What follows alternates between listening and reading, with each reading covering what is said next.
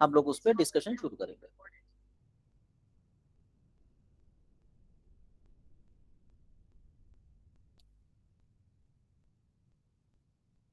ठीक है। जन्म कुंडली में आपने देखा होगा इस तरीके का एक यंत्र बना होता है जिसके 12 हिस्से होते हैं। पीछे हम इसके बारे में डिस्कशन कर चुके हैं। इसके जो ये 12 हिस्से हैं, ये 12 हिस्से एक एक घर, भाव या स्थान कहलाते हैं। इन भावों की जो भी सिग्निफिकेशंस हैं, जो भी इसके कारक तत्व हैं, वो फिक्स रहते हैं। जैसे पहला घर हेल्थ के बारे में, आपके स्वयं के बारे में, आपकी बुद्धि के बारे में, इन सब चीजों को दर्शाएगा। दूसरा घर जो है वो आपके बचपन की स्थितियों के बारे में, आपके बैंक बैलेंस के बारे में, परिवार के बारे में, जो कुटुंब होता है उसके बारे में, आपकी वाणी के बारे में, इन चीजों को दर्शाएगा। तीसरा घर या भाव, बेसिकली ये हमारे पराक्रम का भाव है। हम कहाँ पे अपनी एफिशिएंसी को लगाते हैं या किस तरीके से लगाते हैं, वो तीसरा भाव बताता है। चौथा भाव सुख का भाव है, माता का, संपत्ति का, जमीन जायदाद का, सोने का, गाड़ी का, इस तरीके के सुख की कंडीशन को दर्शाता है। तो इस तरीके से 12 भाव थे। इन 12 भाव में राशियां रहती हैं जो 1 से 12 तक होती हैं और किसी भी सीक्वेंस में हो सकती हैं। यहाँ पर जो राशियां आती हैं वो जिस समय हमारा जन्म होता है उस समय की प्रेजेंट कंडीशन को ध्यान में रखकर बनाई जाती है। यानी एक तरह से हम ये कह सकते हैं कि जन्म कुंडली में जब हमारा जन्म होता है तो जो पहला घर होता है उसमें उस समय की जो आकाशीय स्थिति होती है वो इस कुंडली में दर्शाई जाती है। तो हम ये भी कह सकते हैं कि हमारे जन्म के समय पर यह ग्रह दशा थी, आकाश की स्थिति ऐसी थी। तो जन्म कुंडली हमारा एक तरह का आकाश का एक स्पेसिफिक नक्शा है। इस नक्शे का अगर हम अध्ययन कर लें या इस नक्शे को डिकोड कर लें तो हम अपने जीवन के बारे में, अपनी आदतों के बारे में, अपने विचार व्यवहार के बारे में, अपने आसपास की घटनाओं के बारे में काफी कुछ अनुमान लगा सकते हैं। तो यहाँ पर हम जो करते हैं जन्म कुंडली में, हम इन्हीं चीजों का विश्लेषण करते हैं। अब हम इसमें ये बताएं कि ये चीज ऐसे है, उससे पहले ये जरूरी है कि हम ये भी जानते हो कि सामान्य रूप से जन्म कुंडली किस तरीके से बनती है। तो इस जन्म कुंडली को हम लोग काल पुरुष की जन्म कुंडली या काल पुरुष की कुंडली बोलते हैं। जैसे इसके 12 खाने हैं, 12 राशियां हैं, तो हर भाग में एक एक अंक आता जाता है, उसको हम काल पुरुष की कुंडली बोलते हैं। तो पहला खाना लग्न में 1 अंक लिखेंगे, दूसरे खाने में 2 नंबर लिखेंगे, तीसरे में 3 नंबर, चौथे में 4 नंबर। इस तरीके से 12 खाने भर दिए जाएंगे। अब ये 12 राशियों के सीक्वेंसेस हैं। ये सीक्वेंस हम ये मान के चलते हैं कि ये ईश्वरीय सीक्वेंस है जिसे कभी बदला नहीं जा सकता, इसलिए इसको कालपुरुष की कुंडली बोलते हैं। अब जैसे मैं अगर अपनी बात करूं तो मैं एक स्थूल रूप हूं।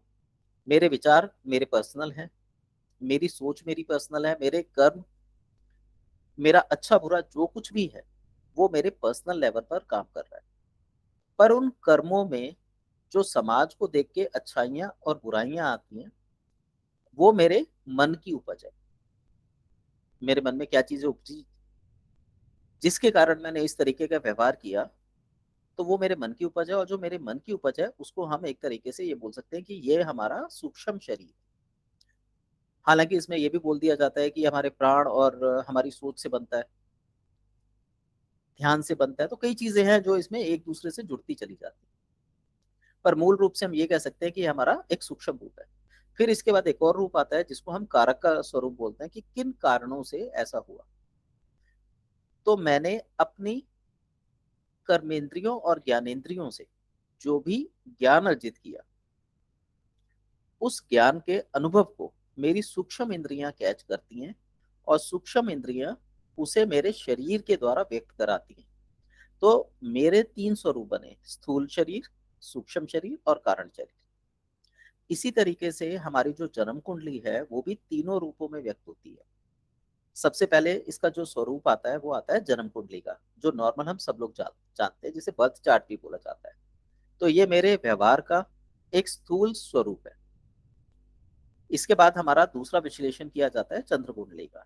चंद्र कुंडली बेसिकली जैसे हम जानते भी हैं ज्योतिष में चंद्रमा मन का प्रतीक है। तो चंद्र कुंडली जो है वो मेरी सूक्ष्म शरीर को या मेरे मन को दर्शाती है। और जो तीसरी कुंडली आती है वो आती है सूर्य कुंडली। तो सूर्य कुंडली जो है या सूर्य लग्न की जो कुंडली होती है वो मेरे आत्मकारक स्वरूप को दर्शाती है। तो जब भी हम किसी कुंडली का विश्लेषण करते हैं तो ये जरूरी होता है कि हम इन तीनों कुंडलियों का अध्ययन करके एक निष्कर्ष निकालें, उसके बाद आगे के स्टेप्स को फॉलो करें। तो इन इन तीन कुंडलियों का अध्ययन जो ज्योतिष में किया जाता है वो एक चक्र के द्वारा किया जाता है। उसको सर्वतोभद्र चक्र बोला जाता है। यानी वो सारी चीजों को अपने अंदर समाहित करता है। यानी जो मेरे तीन रूप हैं, स्थूल सूक्ष्म और कारण, इसी तरीके से हमने जो जन्म कुंडली के तीन रूप लिए, जन्म कुंडली, चंद्र कुंडली और सूर्य कुंडली, उन तीनों को अपने अंदर धारण करता है वो एक ही चक्र के द्वारा दर्शाया जाता है। पर इसके लिए सबसे जरूरी है, क्योंकि अभी हम बिल्कुल बिगनर हैं, तो ये सबसे ज्यादा जरूरी है हम पहले जन्म कुंडली का अध्ययन अच्छे से करें। जब हमें जन्म कुंडली समझ आती है तो बाकी चीजें अपने आप ही क्लियर होती चली जाती है। तो हमारे जो अभी क्लासेस होंगी उसमें हम जन्म कुंडली का ही विश्लेषण करेंगे। और उसमें हमारी जो कोशिश रहेगी वो ये रहेगी कि आप अच्छे से सारी चीजों को जान सके, समझ सके, ताकि जब हम एडवांस प्रिडिक्शन पर आए तो आपको प्रिडिक्शन करने में कोई परेशानी ना हो। वापस मैं पीछे चलता हूं। मैंने बताया कि ये जो भाव है इसके अंदर राशि बैठती है। यदि राशि कोई भी बैठी है तो हम उसको जन्म चार्ट या जन्म कुंडली का चार्ट बोलेंगे। और जब हम उसमें मेष राशि से इसका अनुमान लगाते हैं तो उसको हम काल पुरुष की कुंडली बोलते हैं। जैसा पीछे मैंने बताया कि हर चीज में दूसरी चीज समाहित रहती है, तो कहीं ना कहीं काल पुरुष की कुंडली मेरे जीवन में कुछ ना कुछ असर या अपना अंश जरूर रखेगी। कुंडली विश्लेषण के दौरान ये जरूरी होता है कि जब आप किसी के बारे में कुछ बताएं तो काल पुरुष की कुंडली का ध्यान रखें। ऐसा करने से क्या होगा कि आपकी जो प्रेडिक्शन है वो अधिक गहरी और सटीक होगी। तो काल पुरुष की कुंडली के लिए हम क्या करते हैं, पहला घर या लग्न का हमेशा मेष राशि रहेगा, दूसरा घर हमेशा वृषभ राशि रहेगा। तो राशियां हमें लाइन से याद होनी चाहिए। हम इसके अंदर राशियां लिखते हैं, मेष राशि, वृषभ राशि, मिथुन राशि, कर्क राशि, सिंह राशि, कन्या राशि, तुला राशि, वृश्चिक राशि। आप लोगों को कर्सर दिखाई दे रहा है ना, कर्सर पे नजर रखिएगा। वृश्चिक के बाद धनु राशि, धनु के बाद मकर, फिर कुंभ राशि और अंत में मीन राशि। तो इस प्रकार ये काल पुरुष की कुंडली बनी। और काल पुरुष का ये माना जाता है कि 25 से 30% इफेक्ट मुझे हमेशा मिला है या मिलता रहेगा। अब जहां पर भी मेरी कुंडली का एक अंक लिखा होगा तो मैं अपनी कालपुरुष की कुंडली को उसके अकॉर्डिंग रोटेट कर लूंगा। ठीक है, जैसे मैं कुंडली का उदाहरण ले रहा हूँ, आप में से किसी के पास अपनी कुंडली है तो एक बार सेंड कर दीजिए।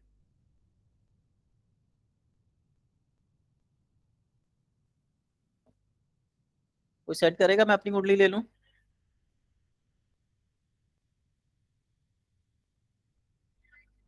बताइए। मेरी ले लो। ठीक है बेटा जी, आप एक बार ग्रुप में डाल दीजिए।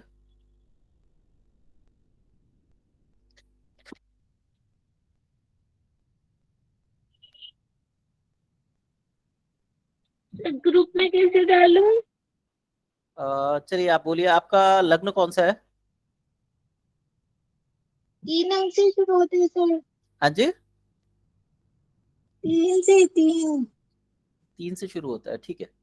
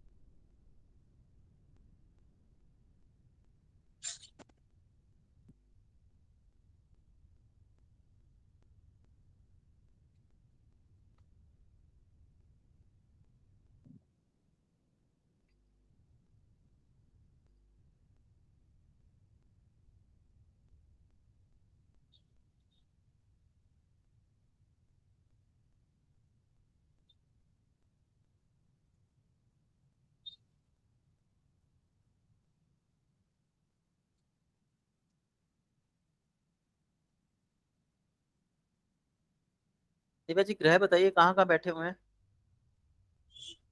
सर 3 में गुरु, 3 में गुरु, लग्न में गुरु आ गया।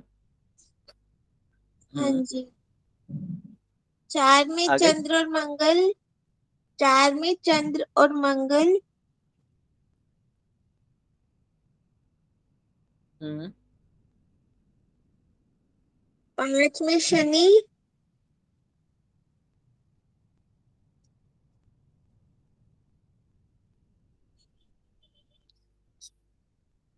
एक मिनट।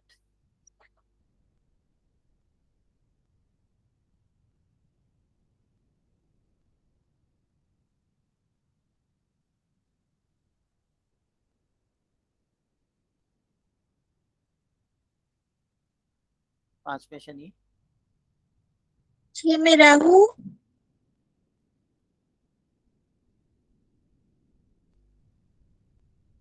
6 में राहु। 7 खाली, 8 में हम्म। बुध, हम्म। 9 में सूर्य और शुक्र, ठीक है। 12 में केतु, 12 में केतु। ठीक है। अब यहाँ पर हमने दिव्या जी की कुंडली बनाई है। अगर मैं इसका चंद्र कुंडली का वर्जन क्रिएट करना चाहता हूँ या मैं इसे चंद्र कुंडली में क्रिएट करना चाहता हूँ तो मैं क्या करूंगा, 4 नंबर चंद्र और मंगल उठाकर पहले वाले खाने में उठाकर रख दूंगा।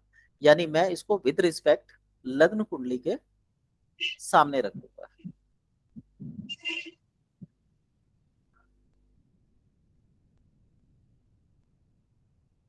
अब यहां से 4 नंबर से मेरी कुंडली बनेगी, यहाँ पे 5 आ जाएगा, यहाँ 6 आ जाएगा, और जो ग्रह जहां बैठा है, जिस राशि में बैठा है, वो उसी के विद रिस्पेक्ट रोटेट हो जाएगा। तो इस तरीके से मेरी चंद्र कुंडली बनेगी। और फाइनली जब मैं सूर्य कुंडली की बात करूंगा तो सूर्य कुंडली के लिए मैं क्या करूंगा, जहां पे 9 नंबर और सूर्य लिखा हुआ है, इस भाव को उठाकर मैं लग्न में ले आऊंगा इस तरीके से। तो यहाँ पे जब ये आएगा तो ये सूर्य कुंडली में कन्वर्ट हो जाएगा। तो जब हम किसी व्यक्ति के स्थूल तत्व के बारे में बात करेंगे तो हम उसकी लग्न कुंडली देखेंगे। जब हम उसके मन की स्थिति को जानना चाहते हैं, उसके भविष्य का अनुमान लगाना चाहते हैं, तो हम चंद्र कुंडली देखेंगे। और जब हम उसकी आत्मा के होने का रीजन या उसके शरीर को धारण करने का रीजन या वास्तव में वो व्यक्ति अंदर से क्या चाहता है, जिसके बारे में बहुत अधिक लोगों को जानकारी नहीं होती, उस चीज को जानने के लिए हम लोग सूर्य कुंडली का प्रयोग करते हैं। तो यहाँ पे हम लोग पहले इन 3 कुंडलियों के अलावा एक चौथी कुंडली की बात करी थी जिसका नाम था काल पुरुष की कुंडली। काल पुरुष की कुंडली में हम क्या करेंगे, जो 1 नंबर है वो इस तरीके से, यानी मेष राशि यहां से शुरू कर देंगे और बाकी जो राशियां हैं वो वहीं की वहीं स्थापित कर दी जाएगी। परंतु इसमें एक चीज का हमें ध्यान रखना होता है कि जो भी ग्रह जिस भाव में होते हैं, जैसे यहाँ पे चंद्र और मंगल है, ये दूसरे भाव में है तो दूसरे भाव में ही रहेंगे, जबकि अंक यहाँ पे बदलकर 2 का आ जाएगा इस तरीके से। तो इस तरीके की प्रिडिक्शन हम लोग इसके अंदर लेके करेंगे। यहाँ तक किसी को कोई डाउट है? अगर कोई डाउट है तो पूछ लीजिए, नहीं तो जब हम कुंडली का अध्ययन करेंगे तो ये चीज कंफ्यूज करेगी। सर इसमें जैसे तीसरे में गुरु है, हम्म। काल पुरुष वाले में तीसरे में गुरु आ रहा है, तो वो गुरु के स्थान जी पे पहले में गुरु लिखेंगे फिर? हाँ जी, यहाँ पे गुरु आएगा, एक अंक आएगा। अंक जो है ये आपके इस भाव को दर्शा रहा है या आपकी राशि को दर्शा रहा है। और जो गुरु है वो ग्रह है जो इस समय लग्न की स्थिति में बैठा हुआ था जब आपका जन्म हुआ था, तो इसी तरीके से रखा जाएगा। अच्छा, ग्रह बाकी अपनी चीजें जगह पे फिक्स रहते हैं, रखेंगे, बाकी चीजें रोटेट हो जाती हैं। बस 1 नंबर वहां से शुरू होगा, बाकी सब रोटेट हो जाएगा। हाँ जी। ठीक है, थैंक यू। ठीक है। अब जन्म कुंडली का विश्लेषण करते समय हमें सबसे पहली चीज क्या लेनी है, भाव।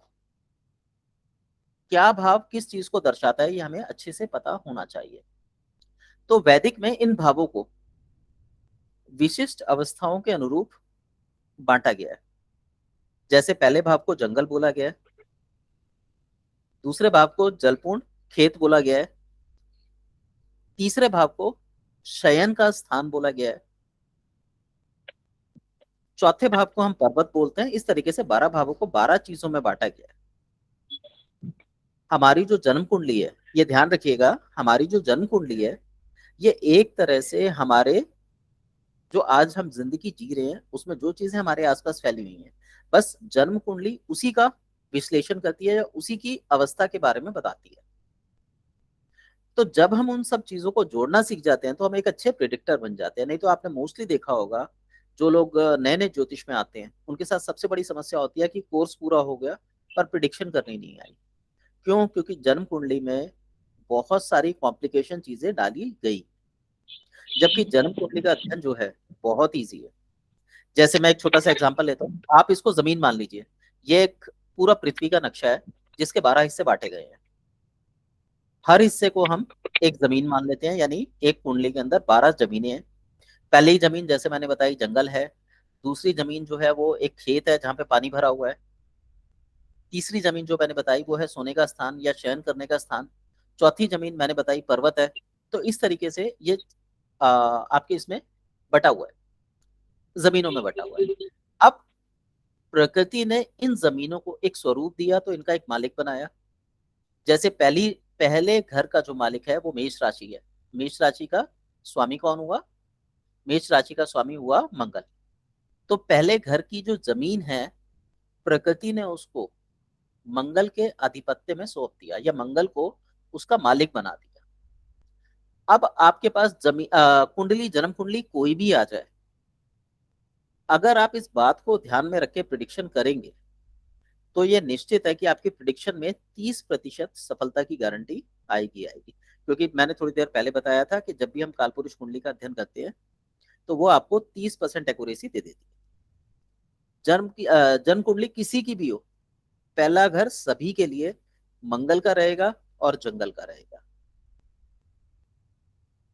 यानी अगर हम पहले घर की बात करें तो एक ऐसी अवस्था जहां पे सब कुछ है परंतु इस प्रकार से व्यवस्थित है कि उसकी अनुभूतियां, उसका ज्ञान अच्छी प्रकार से किसी को भी नहीं है। तो हम जन्म कुंडली में जब लग्न की बात करते हैं तो उसके बारे में हम क्या बोलते हैं? ये हमारे बारे में बताता है, तो हम अपने बारे में कितना जानते हैं। और ये बात शर्तिये मैं कह सकता हूँ कि हमारे बारे में हमसे ज्यादा लोग दूसरे लोग हमारे बारे में जानते हैं। मुंह पे सब हमारी तारीफ कर देंगे पर पीठ पीछे ही असलियत पता लगती है कि वो हमारे बारे में किस तरीके की राय रखते हैं। इसलिए पहले घर को जंगल बोला गया। और जंगल में क्या है? शेर भी है, चीता भी है, वहां पे आपको जंगली कुत्ते भी मिलेंगे, खरगोश, बंदर, बकरी, लगभग लगभग सभी जीव जंतु होते हैं। वहां की भूमि भी उपजाऊ होती है, वहां पे विभिन्न प्रकार की औषधियां भी होती है। यानी वहां पे प्रकृति ने प्रचुर मात्रा में, अच्छी मात्रा में सभी जीवन के साधनों को उपलब्ध कराया है। परंतु हर कोई वहां पे सरवाइव नहीं कर सकता।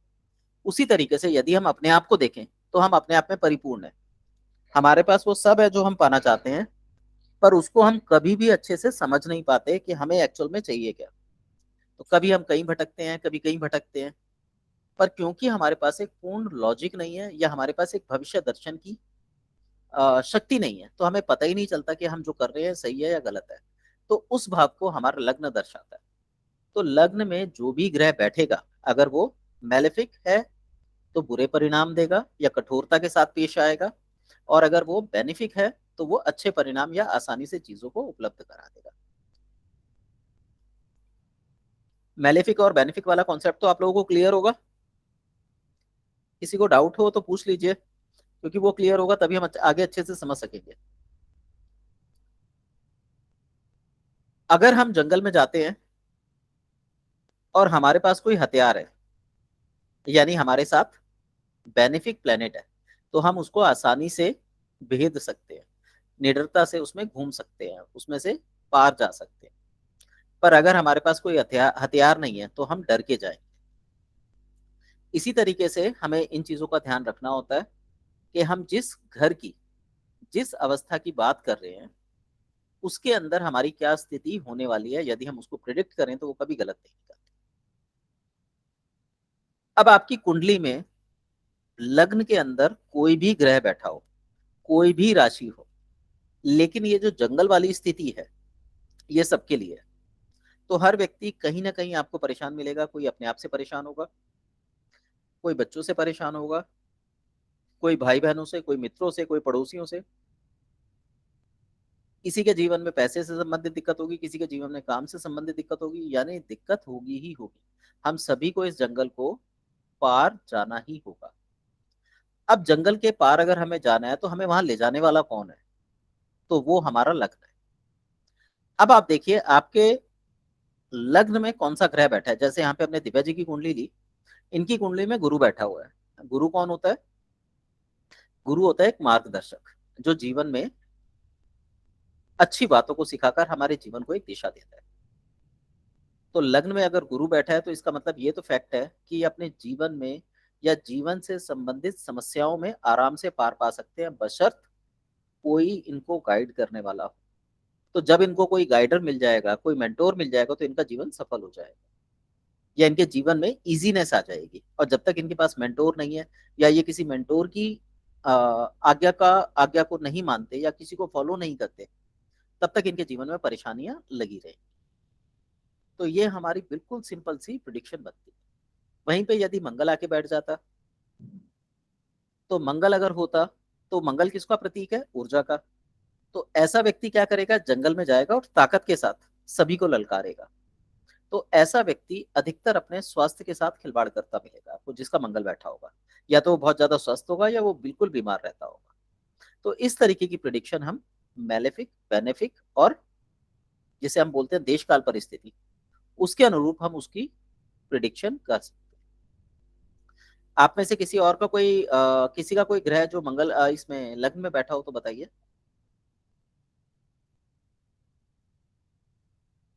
यहाँ से आप जीवन की घटनाएं भी देख सकते हैं कि किसको कौन सी घटनाएं होगी। सर अगर शनि और गुरु दोनों ही बैठे हों तो फिर क्या? देखिए, शनि और गुरु दोनों ही एक तरह से ज्ञान देने वाले हैं। गुरु काम नहीं करता और शनि काम करता है। गुरु आपको सुख, प्रतिष्ठा देता है और शनि आपसे अतिरिक्त मेहनत करवाता है और लोगों की सेवा करवाता है। पर दोनों ही वृद्ध अवस्था के हैं, तो वृद्ध अवस्था के होने के कारण दोनों ही मित्र हैं। ऐसी अवस्था में जैसे जैसे आपकी उम्र बढ़ती जाएगी, आपका ज्ञान और आपके व्यक्तित्व में सुधार आता जाएगा। और अंतिम वर्षों में, जीवन के अंतिम वर्षों में आप कोई ऐसा काम करेंगे या आप कोई ऐसा काम करने के लिए आपको इंडिकेशंस मिलेंगे जो जाने के बाद आपका नाम रोशन करके जाएगा। तो ये अंतिम चरम की अवस्था में अच्छे रिजल्ट देते हैं, यदि गुरु और शनि अंतिम भाग में हो तो, लग्न में बैठे हो। Okay sir. सर जैसे सैटर्न मेलेफिक बुरा प्रभाव देगा तो वो बीमारियां भी दे सकता है ना? जी बिल्कुल दे सकता है अपनी दशा में। जब उसकी दशा अंतर दशा, प्रत्यांतर, सूक्ष्म प्राण दशा होगी तो शनि बुरा प्रभाव भी दे सकता है। अब शनि का क्या है? शनि यदि किसी का लग्न में बैठा है तो ऐसा व्यक्ति जब जब खुश होगा तब तब उसके पीछे पीछे दुख साथ चला आएगा। ओके। ऐसा होता है। अगर ऐसा नहीं होता तो इसका मतलब आपका शनि सही काम कर रहा है, और अगर ऐसा होता है तो शनि के उपाय की जरूरत है। ऐसे सर बुरा प्रभाव आता है। आता है।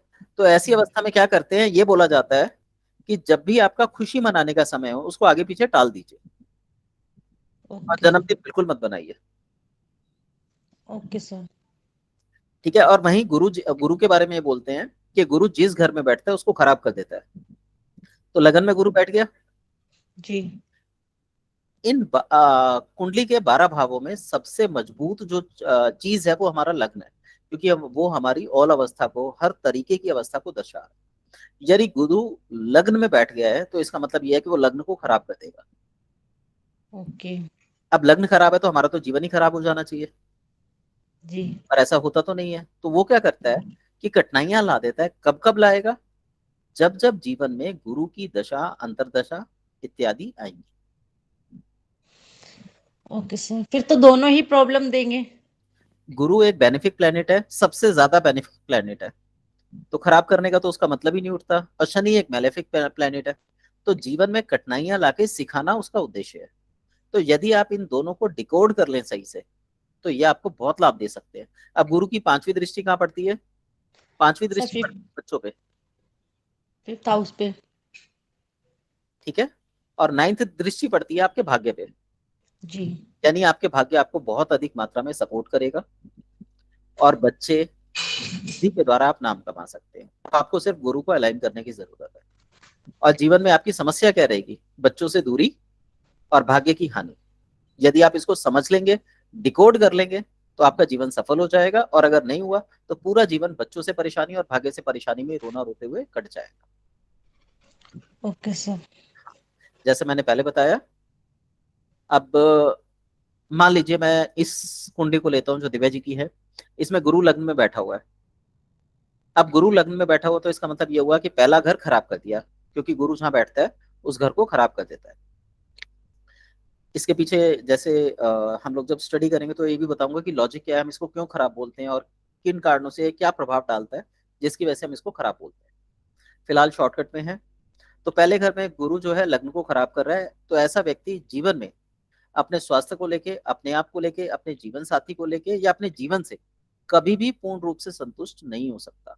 तो ऐसे व्यक्ति के लिए ये बोला गया है, और विशिष्ट कर जबकि वो स्त्री हो, तो ये बोला जाता है कि ऐसे व्यक्ति से शादी नहीं करनी चाहिए, क्योंकि ये व्यक्ति ज्ञानी होता है, ज्ञानी पुरुष होता है और परिवार को बना नहीं सकता। तो ऐसे व्यक्ति जब भी आपको, जो गुरु जिनका लग्न में बैठा हो मिलेंगे, इनके पास नॉलेज बहुत अधिक मात्रा में होगी। इनको बाय बर्थ गॉड गिफ्टेड होता है कि ज्ञान इनकी भाषा में, इनके मन में भरा हुआ होता है। चीजों को बहुत बहुत जल्दी देखते ही समझ लेना, उनका बहुत अच्छे से एक्सप्लेनेशन देना, ये गुरु की खासियत होती है। पर गुरु जहां बैठता है उसको खराब करता है, तो उस नियम के अनुसार लग्न खराब है तो ऐसा व्यक्ति अपने जीवन में शादी ना करे तो ज्यादा अच्छा है। परंतु यदि शादी हो जाए तो बच्चे भी होंगे। तो बच्चों का जो घर है वो पांचवा घर है। पांचवें घर में शुक्र बैठा हुआ है, इनके शुक्र की राशि है। तो हम अभी राशियों की बात ना करके ये लेते हैं कि गुरु की दृष्टि पांचवी पड़ रही है। और गुरु की दृष्टि के बारे में ये बोला गया कि गुरु की दृष्टि जहां पड़ती है वहां पे अमृत जैसा फल देती है। तो इनके संतान होगी और संतान प्राप्ति में इनको किसी तरीके की कोई रुकावट नहीं होगी। परंतु अगर गुरु नीच अवस्था में चला जाए, गुरु खराब हो जाए या गुरु अच्छे फल ना दे, तो वही संतान इनके लिए परेशानी का सबब बन जाएगी। फिर गुरु की नौवीं दृष्टि, ये भी अमृत समान है, जो भाग्य पर पड़ती है। भाग्य इनको बहुत कुछ देगा, परंतु गुरु यदि पीड़ित अवस्था में आ जाए, खराब हो जाए। अब खराब कैसे होता है? मान लीजिए गुरुवार को नाखून काटना, गुरुवार को बाल रंगना, गुरुवार को बाल काट लेना, गुरुवार को कपड़े धोना। तो ऐसे कुछ कर्म है जो गुरु की एनर्जी को खराब करते हैं, तो ये भाग्य की हानि करता है। तो यदि भाग्य की हानि हुई तो जीवन में फिर कुछ भी चीज सपोर्ट नहीं करती। हर चीज जीवन के प्रति नकारात्मक रिजल्ट देने लगती है, नेगेटिव हो जाती है। तो व्यक्ति को ये लगता है कि ईश्वर ने मुझे कुछ नहीं दिया। पर यदि ऐसा व्यक्ति जिसका गुरु लग्न में बैठा हो, वो वैसे तो खुद में गुरु है, पर यदि किसी को मेंटोर बना ले तो उसके जीवन में 100% बहुत जबरदस्त चेंजेस आते हैं और धीरे धीरे उसका जो जीवन है वो ऊंचे स्तर पर उठने लगता है। तो जीवन इजीनेस में आ जाता है। अब मैं यहाँ पे लेता हूँ शनि को। अगर यहाँ पे गुरु के स्थान पर शनि होता तो शनि के बारे में ये कहा जाता है कि शनि डिले का कारक है, यानी ये कंफर्म है कि वो आपको देगा। परंतु यदि आप उसके जो कर्तव्य बताए गए हैं, जो नियम बताए गए हैं, उनको फॉलो नहीं करते, तो शनि आपको जीवन में पीड़ा के अलावा कुछ नहीं देता। और जो व्यक्ति शनि की ताकत को जानता है वो शनि को बहुत अच्छे से यूज कर सकता है। तो मान लीजिए शनि लग्न में बैठा है, तो शनि के बारे में ये कहा जाता है कि शनि जिस घर में बैठता है उसके अच्छे फल कर देता है, परंतु उस घर के प्रति आपके कर्तव्य को बढ़ा देता है। अब यहाँ पे भी शनि उच्च और नीच की तो सेकेंडरी बात है, अच्छे फल देगा या बुरे फल देगा हम इसको लेके बात करते हैं। मान लीजिए अच्छे फल दे रहा है शनि, तो आपके जीवन में किसी चीज की कमी नहीं रहेगी। शनि आपको सब कुछ देगा पर आपसे मेहनत करवाएगा। और ऐसा व्यक्ति हमेशा ये कहेगा मैंने अपने बलबूते पे ही सब कुछ प्राप्त किया। दूसरा, अगर शनि खराब अवस्था में आ जाए तो सबसे पहले शनि जो है नर्वस सिस्टम को क्रैक करता है, कमजोर करता है। ऐसी अवस्था में व्यक्ति जो है मानसिक विफलता या मानसिक कमजोरी का शिकार हो सकता है। नसों की कमजोरी हो सकती है, थकान हो सकती है, काम में मन ना लगना हो सकता है, मन में उच्चाटन इत्यादि हो सकता है कि मन किसी भी चीज में ना लगे, विरक्ति आ सकती है। यानी एक वृद्ध वाली अवस्था बन जाती है, क्योंकि शनि भी वृद्धता का ग्रह है, तो वृद्ध वाली अवस्था बन जाती है। तो ऐसा व्यक्ति अपने जीवन से ये कहता है कि भगवान तुमने मुझे जीवन दिया ही क्यों, जबकि शनि यहाँ बता रहा है कि आपको इस फील्ड में या इस क्षेत्र में कार्य करने की आवश्यकता है। तो शनि हमारे स्वास्थ्य को खराब करता है, हमारी बुद्धि को नुकसान पहुंचा सकता है और हमारे भाग्य की हानि कर सकता है। तो अगर हम शनि को एक्टिवेट करें या शनि संबंधी काम करें या शनि के दिन परहेज करें तो इन चीजों से बचे रह सकते हैं। अब शनि की तीसरी और 10वीं दृष्टि होती है। तीसरी दृष्टि पराक्रम को दर्शाती है, तो शनि की तीसरी दृष्टि तीसरे घर पे पड़ेगी। तो तीसरा घर वैसे भी पराक्रम का होता है, तो हमें मेहनत करनी है और शनि की दृष्टि पड़ गई तो वो ये कहती है कि आपको ज्यादा मेहनत, दुगनी मेहनत करने की आवश्यकता है। यदि आप दुगनी मेहनत नहीं करेंगे आपको आसानी से कुछ भी नहीं मिलेगा। एक तो मेहनत करनी थी और दूसरी यहाँ पे दृष्टि पड़ गई थी, तीसरी दृष्टि पड़ गई, तो यानी आपकी जो मेहनत थी वो डबल हो गई। अब आपको दुगनी मेहनत करके रिजल्ट। वहीं शनि की जो 10वीं दृष्टि है वो कर्म की है, आपसे मेहनत करवाती है और कर्म के खाने पे, शनि के ही खाने पे 10वीं दृष्टि आपकी पड़ती है। अब जो ये 10वीं दृष्टि पड़ी है तो ऐसा व्यक्ति मेहनती होगा, काम में लगा रहेगा और उसके जीवन में शांति या ऊंचाई तभी प्राप्त होगी जब वो 24/7 वर्क करेगा। यदि यही किसी पुरुष की कुंडली हो कि शनि लग्न में बैठा हुआ है, ग्रह कोई भी हो, स्थिति कोई भी हो, लग्न में अगर शनि है और ऐसा व्यक्ति अपनी फैक्ट्री में अपने काम के स्थान पर 24/7 काम करता है तो उसके जीवन में किसी भी चीज की कमी नहीं होगी, वो अरबोपति होगा। तो हमारी यहाँ पे सिर्फ यूटिलाइजेशन देखनी है कि हम उसको किस तरीके से यूटिलाइज कर सकते हैं, क्योंकि शनि डिले का कारक है। मना वो कभी नहीं करता कि आपको ये नहीं मिलेगा, देगा सब कुछ, परंतु वो आपसे मेहनत करवाएगा। यदि आप मेहनत में कसर छोड़ देंगे, आप कहते हैं भाई मैं तो बस 8 घंटे की जॉब करूं, ऐसे में शनि जो है आपको फिर 8 घंटे के हिसाब से ही फल देगा। तो अधिकतर ऐसा व्यक्ति जिसकी शनि लग्न में हो वो आपको परेशान मिलेगा। तो यूटिलाइजेशन करना बहुत जरूरी। अब आप अपने जिंदगी का थोड़ा सा अनुभव साझा कीजिए जो मैंने बताया शनि को लेके।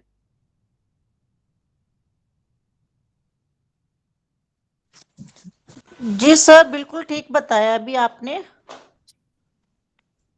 जैसे आपने बताया ना, सैटर्न बूढ़ा प्लेनेट है तो बूढ़ों की ही बीमारी हो रही है। और आप काम बढ़ा दीजिए अपना, आपका स्वास्थ्य अपने आप सुधरना चालू हो जाएगा। जी सर, जैसे आपने बताया ना, नसों की प्रॉब्लम है, अर्थराइटिस हो गया, नसों की प्रॉब्लम हो रही है, बाल सर से उड़ रहे हैं सैटर्न की वजह से ही। बाल जो उड़ते हैं वो सैटर्न की वजह से नहीं उड़ते, वो उड़ते हैं सूर्य की वजह से। सर सूर्य की वजह से जैसे बूढ़ों की बीमारी होती है ना, वो जेनेटिक बीमारी होती है, बाल कम होना, हाँ जी, वो चीज। हाँ वो सूर्य की बीमारी है बाल उड़ना। Okay sir. दिव्या जी आपका क्या व्यू है? तो हाँ जी, आपने बिल्कुल सही बताया मेरे बारे में कि गुरु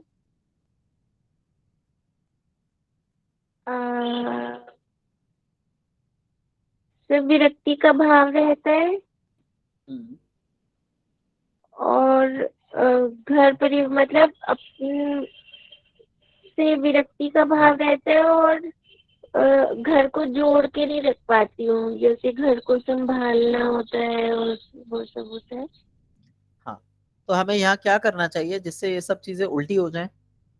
ऐसा करना संभव है? आप बताइए।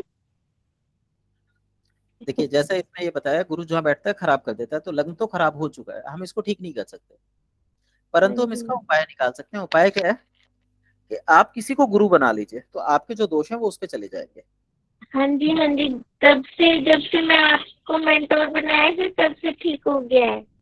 तभी कहूँ मेरा काम खराब होता जा रहा है। सर आपको खराब कर दिया। हाँ, लेकिन ऐसे करने से आपके दोष सारे खत्म हो जाएंगे। ठीक है, और जब भी आप आप किसी ऐसे व्यक्ति से मिलें जिसका गुरु लग्न में बैठा हो, आप देखेंगे उसके पास नॉलेज बहुत हाई होती है, इंटर फीलिंग्स बहुत हाई होती हैं। वो जिसको अगर कोई कह दे कि आपका ये काम हो जाएगा या आपके साथ ये शुभ होगा, वो सच्चाई में वो हो जाता है। तो ये शक्तियां हैं पहले घर के गुरु की। मतलब हम ये मान के चलते हैं जन्म कुंडली में ना तो कोई अच्छा ग्रह है ना बुरा ग्रह है, बस हमें उसको उसके नजरिए को समझने की जरूरत है कि कहाँ पे उसकी एनर्जी हमें डिस्टर्ब कर रही है। और ज्यादातर हमारी कुंडली में हम जो कुछ भी पढ़ते हैं नेगेटिव ही होता है, तभी हम ज्योतिष ऐसे क्षेत्र में आते हैं। एसएस जी आप कुछ पूछना चाह रहे हैं?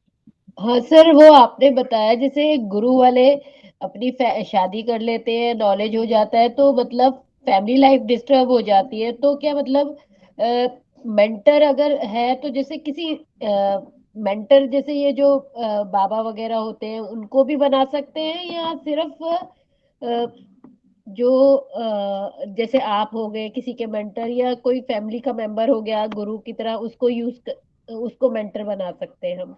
देखिए, मेंटोर का मतलब होता है कोई भी ऐसा व्यक्ति जिसको आप फॉलो कर सकें और जो आपकी स्थिति को अपनी स्थिति मान के उसके अनुरूप राय दे। अच्छा, मतलब जिससे हम बात करके अपना बता सके। जी, लेकिन आपके बीच में और उसके बीच में गुरु शिष्य का रिश्ता होना चाहिए। अगर आप उसको लेके गुरु की फीलिंग नहीं रखते तो ऐसे अच्छा। केस में वो आपके लिए बेनिफिशियल नहीं होगा। आपको ग्रह का ही प्रयोग करना है। तो गुरु गुरु यानी आपका मेंटोर, वो पिता भी हो सकता है, वो ताऊ भी हो सकता है, वो कोई भाई बहन मित्र भी हो सकता है। ये जरूरी नहीं आप किसी बाबा को ही बनाए।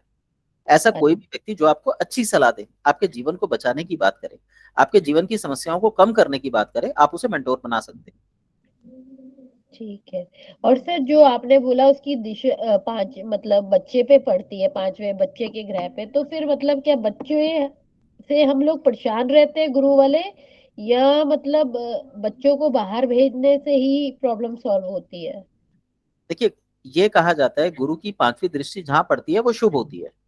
तो पांचवें अच्छा। घर पे पड़ी, हाँ जी। बच्चे आसानी से हो गए। अब वो नालायक है या अच्छे हैं, इसका गुरु से कोई लेना देना नहीं है, इसका बाकी ग्रहों से लेना देना होता है। अच्छा, नहीं कुछ आप कह रहे थे ना जैसे बाहर चले जाते हैं। देखिए, वैसे क्या होता है, जो गुरु वाले व्यक्ति होते हैं इनको हाँ। किसी से ज्यादा संबंध नहीं रखने चाहिए सिवाय अपने गुरु के। अच्छा, अगर ऐसा व्यक्ति किसी भी व्यक्ति के ज्यादा नजदीक जाने की कोशिश करता है तो इसके जीवन में उथल पुथल मच जाती है। मतलब तो इस व्यक्ति के खुद के जीवन में या दूसरे व्यक्ति के? दोनों के जीवन में, अगर पति पत्नी है तो दोनों के जीवन में उथल पुथल मचेगी। अच्छा। तो ऐसे व्यक्ति को क्या करना है कि गुरु बना के ईश्वर का नाम जपा करे, अपने आप को ईश्वर की शरण में ले जाए और लोगों का भला करना शुरू करे। क्योंकि गुरु आपसे यही चाहता है। अगर आपने ये नहीं किया तो गुरु आपके शरीर में चर्बी बढ़ा देगा, मन में बिल्कुल खत्म कर देगा मन को। मतलब मन आपका समझ ही नहीं पाएगा आपको क्या करना है, कैसे करना है, कब करना है। तो सारे बहुत ज्यादा हानि दे देता है गुरु। हम्म। क्योंकि मैंने ये नोट किया जैसे कि लोग किसी के साथ में कोई मतलब गलत काम करते हैं तो वो आगे बढ़ जाते हैं, बट जो गुरु वाले लोग हैं अगर वो किसी के साथ थोड़ा सा भी बुरा करते हैं तो उनको बहुत ड्रास्टिक बुरे इफेक्ट मिलने शुरू हो जाते हैं। जी, वैसे ऐसा नहीं है। यहाँ पे गुरु के लग्नों की कंडीशन देखी जाती है। अगर लग्न कमजोर है या लग्न में वृद्ध अवस्था आई हुई है तो उसका इम्पैक्ट अलग होगा। युवावस्था का गुरु है तो इम्पैक्ट अलग होगा। तो अवस्थाओं का बहुत फर्क पड़ता है। फिर गुरु स्त्री राशि में बैठा है, पुरुष राशि में बैठा है, उसका अलग इफेक्ट होगा। अब इनका जो है वो 3 नंबर में बैठा है। 3 नंबर जो है वो नपुंसक राशि है, ना तो वो स्त्री है ना पुरुष है। तो इसलिए इनके लिए ये चीज काम नहीं करेगी। ऐसे बहुत सारे छोटे छोटे फैक्टर होते हैं जिनको कैलकुलेट करना होता है। अच्छा, मतलब जैसे 4 में बैठा या 5 में बैठा या ऐसे अलग में बैठेगा उसका अलग इफेक्ट हो अलग जाएगा। इफेक्ट होगा। अब यहाँ पे हम बोलेंगे भाई गुरु जंगल में है तो गुरु का हम्म। स्थान तो जंगल ही होता है। हम्म। अकेलेपन में रहना होता है ना गुरु को। तो सर अगर वहां पे नौवां ग्रह बैठा होता है, गुरु का खुद का ही घर बैठ जाएगा, तो वो बेनिफिट नहीं देगा? बेनिफिट नहीं देगा, वो गुरु को मजबूत कर देगा। अब देखिए, गुरु जंगल में है और जंगल उसकी अवस्था है। तो वहां पे गुरु ज्यादा ज्ञानवान होगा, ईश्वर का ध्यान ज्यादा अच्छे से करेगा। वहीं अगर वो गुरु समाज में आ जाता है तो लोग उससे बातचीत करेंगे, उसको ईश्वर ध्यान करने का मौका कहाँ मिलेगा। वो अपने बारे में कुछ नहीं सोच पाएगा, वो दूसरों में लगा रहेगा। ये अवस्थाओं का फर्क होता है जिसे हम दृष्टि से और युति से और इनसे कैलकुलेट करते हैं। सारी वही चीजें हैं। ठीक है, मुझे लगा जैसे 9वें घर में है तो अपना घर होगा तो थोड़ा सा बुरा प्रभाव कम देगा लगन को, ये सोचा। अगर 9वें में गुरु आ जाए और लग्न में 9 नंबर आ जाए हाँ तो जी। गुरु की राशि है जो उत्तेजक है। तो एक तरह से वो आपको विश्वामित्र के समान बना देगी। आपके पास नॉलेज बहुत होगी, आपके पास शक्ति बहुत होगी, लेकिन आप उसका इस्तेमाल जो है संसार के भले के लिए करेंगे। तो आपका जो जीवन है वो उल्टा हो जाएगा। यानी अगर आप किसी का भला नहीं कर रहे तो प्रकृति आपका बुरा करना चालू कर देगी। आपके लिए जरूरी होगा कि आप समाज में निकल के समाज के लोगों से लड़े और उनको सही दिशा दिखाएं। ये खतरनाक स्थिति होती है गुरु की। इसकी बजाय 12वीं राशि का गुरु जो पहले लग्न में है वो ज्यादा अच्छा है। तो फिर ऐसे में फिर मतलब पूजा पाठ ज्यादा करना पड़ेगा, या मतलब थर्सडे का जैसे आप कह रहे हैं कि कपड़े नहीं धोने, बाल नहीं धोने, हाँ जी। इन सब चीजों का फिर तब ज्यादा ध्यान रखना पड़ेगा। गुरु लग्न में बैठ गया तो वैसे ही ध्यान रखना है आपको। अगर राशि उसकी लग गई 9वीं या 12वीं, तो ऐसी अवस्था में तो आपको विशेष ध्यान देना चाहिए। ओके सर, ठीक है, धन्यवाद सर। ठीक है, अब हम लोग आगे चलते हैं। ये बेसिक था।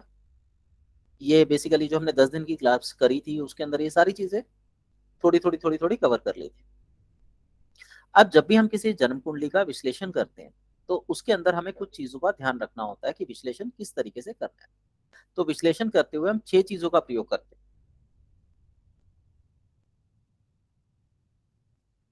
पहला है आपका भाव। जब भी हम किसी की प्रिडिक्शन करते हैं तो हमें पता होना चाहिए कि हमें जन्म कुंडली के अंदर क्या चीज देखनी है। जैसे कुछ लोग कहते हैं कि भाई मेरे पास पैसा कब आएगा, कुछ लोग कहते हैं मेरा स्वास्थ्य कैसे ठीक होगा, कुछ लोग कहते हैं मेरा काम धंधा मुझे कौन सा करना चाहिए, या मेरा काम धंधा चलता नहीं, मुझे काम धंधा चलाने के लिए क्या करना चाहिए। तो ऐसे हमारे पास बहुत सारे सवाल आते हैं। तो जन्म कुंडली की प्रिडिक्शन करते हुए हमें सबसे पहले जो देखना होता है वो होता है भाव। अगर कोई व्यक्ति कहता है कि मेरा काम धंधा नहीं चलता, तो काम धंधे का जो भाव है वो है 10वां भाव, जहाँ पे इनकी कुंडली में 12 और केतु लिखा हुआ है। तो हम इस भाव का अध्ययन, भाव का अध्ययन करने के बाद हम देखते हैं भावेश कौन। भावेश होता है भाव का स्वामी। भाव का स्वामी जहां पर बैठेगा उस प्रकार के संबंधों को क्रिएट करेगा। तो इस कुंडली के अंदर 12 अंक जो लिखा है, जो 12 राशि है, इसका स्वामी कौन हुआ? वो हुआ भावेश। तो इसका स्वामी है, राशि है मीन की और स्वामी है गुरु। तो भावेश हुआ गुरु। सपोज कीजिए हम इनके काम धंधे के बारे में देख रहे हैं, तो भाव है 10वां, भावेश हुआ गुरु। यानी इनको कोई ऐसा काम करना चाहिए जो गुरु से संबंध रखता हो। उसकी पुष्टि ये भी करता है जो केतु बैठे हुए, गुरु और केतु एक ही है। तो इनको तो सही मायने में ये दो चीजें जो व्यक्त हो रही हैं, ये व्यक्त कर रही है कि इनको सही मायने में कहीं पर आ, गुरु माता होना चाहिए था। इनके पास जो नॉलेज का स्तर प्रकृति ने दिया है वो ये स्तर है। और क्योंकि इन्होंने प्रकृति के विरुद्ध काम किया, तो जीवन में संघर्ष और समस्याएं क्रिएट कर। भावेश के बाद हमें देखना होता है हम किस बारे में बात कर रहे हैं, तो इसको हम बोलते हैं कारक। कारक में कई चीजें आ जाती हैं, जैसे कारक ग्रह कौन है, किस बारे में बात कर रहे हैं, कारक का हमारे जीवन में क्या प्रभाव पड़ रहा है। तो वो सवाल उससे जुड़े हुए होते हैं। जैसे 12वें घर का, सॉरी 10वें घर का जो कारक है स्थान है शनि का। तो कारक कौन सा हुआ? काम धंधा।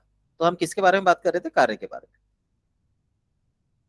अब इनके जीवन में कार्य, क्योंकि ये गुरु के पदवी पे बैठे हैं, तो इनके पास या तो कार्य नहीं होंगे या फिर कार्यों में इनका मन नहीं लगेगा, क्योंकि ये कार्य करने के लिए पैदा नहीं हुए हैं, ये लोगों को ज्ञान देने के लिए पैदा हुए। अब यहाँ पे इस तरीके की बातें करें तो बहुत अजीब सा लगेगा, पर जो हमारी पराशरी है, जो पुराने समय की साइंस है, वो यही बताती है कि ऐसे व्यक्ति को या तो ऊंचे राजघराने में गुरु की पदवी पर होना चाहिए, जहाँ पे कार्य नाम की कोई चीज नहीं होती, बस अपना ज्ञान लोगों में बांटना होता है, या फिर इनको विरक्त होना चाहिए जो लोगों को बस ईश्वर से मिलाने का कार्य करे। तो 3 चीजें हमने देख ली, भाव, भावेश, कारक। उसके बाद हम देखते हैं दृष्टि। जब भी हम किसी चीज को कैलकुलेट करते हैं तो हम ग्रहों की दृष्टि पर विशेष नजर रखते हैं। अब यहाँ पे अगर मैंने गुरु की बात करी, तो गुरु ग्रह की जो दृष्टि है वो 5वीं और 9वीं होती है। तो 5वीं दृष्टि जो है 5वें घर पे यानी शुक्र पर, और 9वें भाव में जो ग्रह बैठा हुआ है शनि, उस पर पड़ती है। यहाँ पे हम लिखेंगे शुक्र और शनि पर जो दृष्टि है, ये आपकी वो है 5वीं और 9वीं दृष्टि है।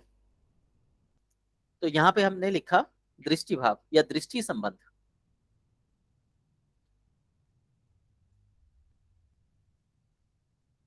यानी इनके लिए जो ये ग्रह हो गए ये इजी हो गए।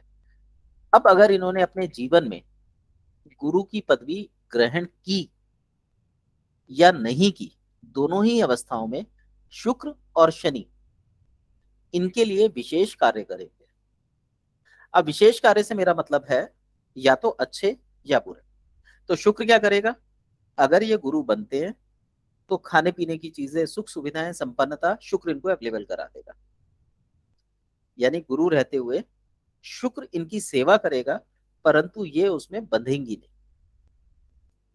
परंतु अगर यही शुक्र विपरीत कार्य करने लगा, जैसा कि शादी हो गई, जीवन का सुख भोगने लगे, तो ये शुक्र इनको इतनी सुख संपत्ति देगा कि ये ईश्वर का नाम तक नहीं लेंगे। ऐसी अवस्था में क्या होगा कि इनका डाउनफॉल चालू हो जाएगा, डाउन पीरियड चालू हो जाएगा। इस तरीके से शनि का जो संबंध है वो भाग्य से बनता है। यानी शनि के बारे में हम बोलते हैं जनाधीश है, ये न्याय करता है। अगर ये गुरु का कार्य करते हैं तो ये धीरे धीरे शनि इनको ऊपर उठाता हुआ ईश्वर से साक्षात्कार करा देगा। वहीं अगर ये जीवन को जीने लगते हैं तो शनि इनको डाउनफॉल में ले जाएगा और इनके लिए मुसीबतों के रास्ते खोल देगा। तो अगर ये परमार्थ के कार्य करते हैं, संसार की भलाई के लिए कार्य करते हैं, तो संसार में इनका खूब नाम होगा। और यदि ये संसार के विपरीत काम करते हैं, भौतिक हो जाते हैं, जीवन के सुखों का आनंद लेते हैं, तो ये धीरे धीरे अकेले बढ़ते चले जाएंगे। लेकिन आनंद की बात नहीं करूंगा, सॉरी, सुख की इनके जीवन में दोनों ही अवस्थाओं में कोई कमी नहीं रहेगी। इसके बाद आती है युति। युति का मतलब होता है संबंध। दो चीजें जब जुड़ती हैं तो उसको युति बोलते हैं। तो गुरु की युति किसके साथ है, तो गुरु जो है अकेला बैठा हुआ है, परंतु बुध की राशि में बैठा है। तो यहाँ पे किसकी पहली युति बनी, बुध की। दूसरा मैंने बताया ये मंगल का स्थान है कालपुरुष की कुंडली में, तो दूसरी युति बनी मंगल की। तीसरा मैंने बताया कि ये जंगल का स्थान है, इसका हमें विशेष ध्यान रखना है। तो ये जंगल की स्थिति में है। तो जंगल में एक व्यक्ति अगर ईश्वर की प्रार्थना करता है तो वो निश्चल या निश्चिंत या निडर हो जाएगा। तो ऐसी अवस्था में प्रकृति इनका सपोर्ट करेगी। और ये आपने सुना भी होगा कि जहां पर कोई ऋषि मुनि या अच्छे स्वभाव के व्यक्ति रहते हैं, वहां पे बकरी और शेर एक ही घाट का पानी पीते हैं। तो वहां पर जानवरों में भी आत्मीयता आ जाती है। तो ये जंगल की अवस्था में रहते हैं जहां पर बुध और मंगल गुरु से युति बना रहे हैं। अब यहाँ पे मित्रता का संबंध है, शत्रुता का संबंध है, हम इन चीजों को नहीं देखेंगे। हम यहाँ सिर्फ ये देखेंगे ये जंगल है और वहां पे मंगल उसका स्वामी है। तो अगर ये गुरु के रूल्स को फॉलो करती हैं तो मंगल सपोर्ट करेगा, और अगर ये गुरु के रूल्स को फॉलो नहीं करते तो मंगल इनके लिए नेगेटिव हो जाएगा। तो इनको अपने भाग्य को बचाने के लिए या बढ़ाने के लिए मंगल की पूजा करनी चाहिए।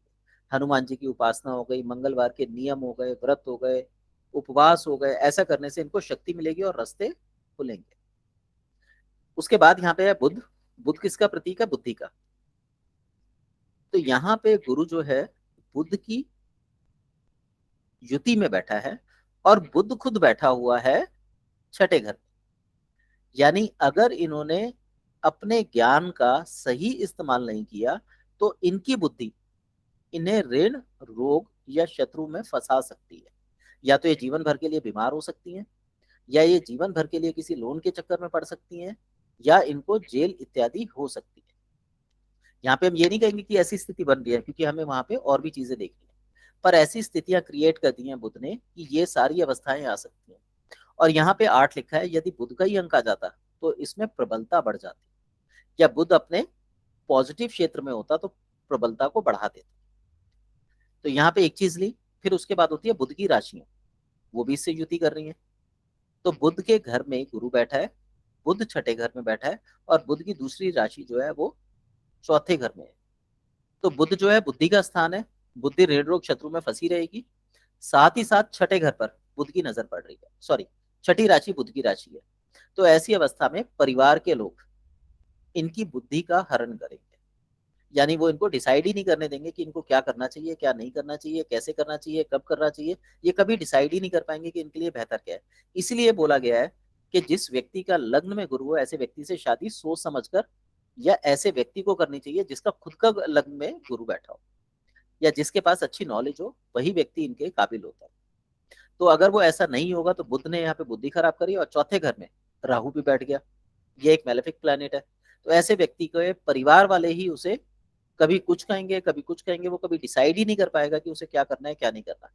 इसलिए ऐसे व्यक्ति के लिए मेंटोर का होना बहुत जरूरी है, जिसपे इतना फेथ कर सके कि वो अपनी सारी अवस्थाओं को बता सके, ताकि वो उसको सही सलाह दे, और जब वो उस सलाह का पालन करे तो उसके जीवन में सुख आए। और या फिर ऐसे व्यक्ति को अपने जीवन को दूसरों के प्रति समर्पित कर देना चाहिए, लोगों को ज्ञान देना चाहिए जो उसके अंदर इनबिल्ट है। ऐसा करने से परिवार में, घर में शुरू में हो सकता है दिक्कतें आए, पर धीरे धीरे सब कुछ शांत हो जाता है और जीवन बहुत उच्च आदर्शों पे चलता हुआ व्यक्ति अच्छा जीवन जीते हुए अपना नाम छोड़ के जाता है। ये हमारी प्रिडिक्शन बनती है। यहाँ पे हमने किसी भी तरीके की कोई भी चीज जो हमने जन्म कुंडली में पढ़ने के दौरान ली थी, कुछ भी नहीं है। ये बिल्कुल सिंपल प्रिडिक्शन है। कौन सी राशि बैठी है, कौन सी जमीन है, कौन सा ग्रह है। तो जन्म कुंडली हमें इस तरीके से हमारे कई चीजों के बारे में बता सकती है, यदि हम उसको सोच समझ सके। किसी का कोई सवाल हो, कुछ पूछना हो तो बताइए।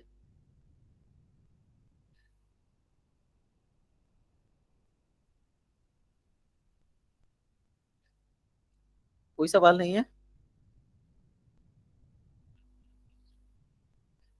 सर इसमें हेल्थ इशू भी आ सकते हैं ना? जी, हेल्थ इश्यूज जो आएंगे वो नर्वस सिस्टम और ब्रेन से संबंधित आएंगे। डिसीजन पावर खत्म हो जाएगी अगर ये गृहस्थी में ज्यादा उतरते हैं तो।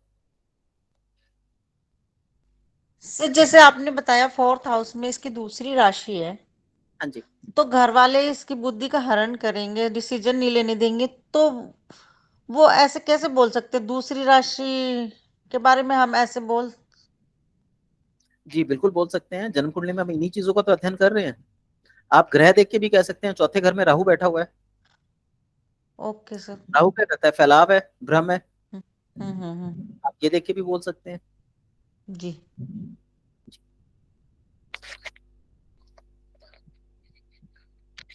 कहीं ना कहीं आपके जो ग्रहों की अलाइनमेंट है वो इस पे इफेक्ट डालेगी डालेगी। जन्म कुंडली में एक्चुअली हम 3 तरीकों से अध्ययन करते हैं। पहला तरीका है राशियों का, दूसरा है भाव का, और तीसरा है आपके ग्रहों का। तो जो शुरुआत कर रहे होते हैं उनको सिर्फ ग्रह समझाए जाते हैं। भावों का और राशियों का कोई ज्यादा अच्छे से अध्ययन नहीं कराया जाता, क्योंकि फिर इतनी कंफ्यूजन बढ़ जाएगी कि वो डिसाइड ही नहीं कर पाएगा कि क्या सही है क्या गलत है। तो अभी जब हम कोर्स करेंगे, अभी हमारा कोर्स शुरू हो रहा है नेक्स्ट मंथ से 20 तारीख से, तो हम इन छोटे छोटे पहलुओं को पकड़ के प्रिडिक्शन करना सीखेंगे। और ये मेरा प्रॉमिस है कि जब आपका कोर्स का एंड होगा तो आपको ये जो मैंने 6 चीजें बताई हैं, सॉरी इसमें एक चीज और रह गई, इसके बाद हम लेते हैं नवमांश कुंडली।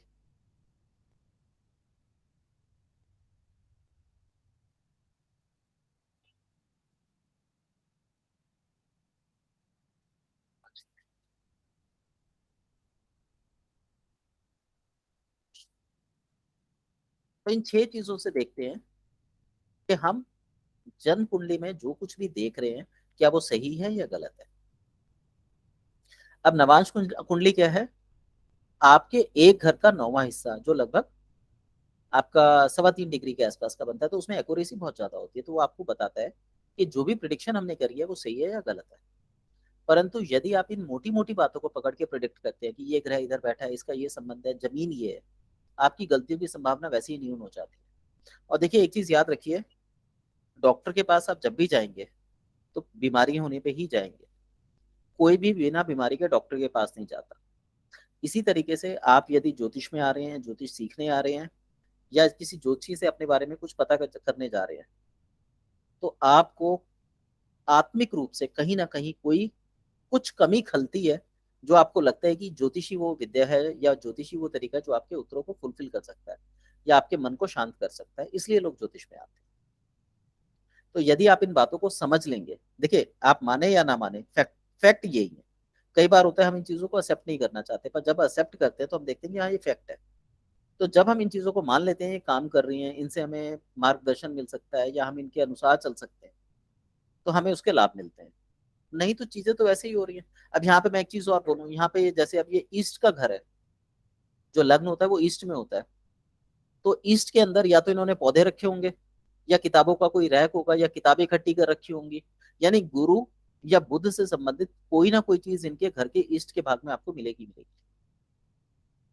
दिव्या जी ऐसा कुछ है, पूर्व दिशा में कोई आपका गुरु संबंधी कोई चित्र लगा हो गुरु का? दिव्या जी? हाँ जी सर, बुक्स रखी हुई हैं। बुक्स रखी हुई हैं, और पौधा भी रखा है कोई आसपास, या हरे रंग की कोई चीज हो?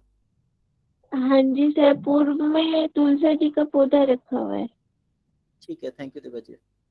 देखा आपने, जो राशियां बैठी हैं या कुछ हैं, अब ये चाह के भी इन चीजों को बदल नहीं सकती, और जैसे ही इनको बदलेंगे इनके जीवन में उथल पुथल चालू हो जाएगी। तो ये सारी चीजें प्रीफिक्स होती हैं, पहले से फिक्स है कि यही होगा। ऐसे ही आपकी कुंडली में जहां कहीं भी जो भी ग्रह बैठा होगा, वो उस स्थान पर अपना रिजल्ट देगा ही देगा। अगर आप उसे वहां से हटा देंगे तो वहां पे कोई और चीज उसी तरीके की आ जाएगी जो उस फुलफिलमेंट को पूरा कर देगी। यानी हमारी जो जन्म कुंडली बनाई गई है, या जो भी आकाशीय नक्शा है, हम उसे बदल नहीं सकते। हम केवल उसे समझकर उसके अनुरूप व्यवहार करके अपने जीवन में सुख और दुख का अनुभव कर सकते हैं।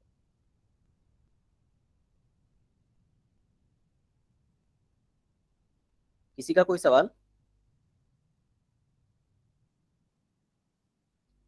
नहीं तो आज की क्लास हम लोग यहीं खत्म करते हैं।